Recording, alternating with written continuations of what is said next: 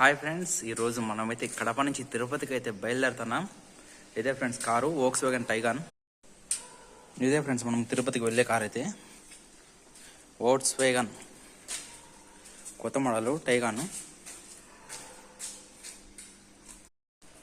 కడప నుంచి ఈ సారోళ్ళు అయితే నేను డ్రైవింగ్కి వచ్చిన వీళ్ళకి. కడప నుంచి తిరుపతికి 140 కిలోమీటర్స్ అవుతుంది.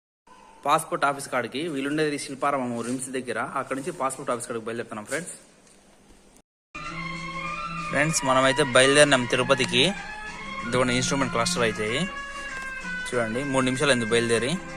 ఓకే ఫ్రెండ్స్, తిరుపతి బయలుదేరుతాం. ఇదండి 137 కిలోమీటర్స్ అయితే వచ్చింది.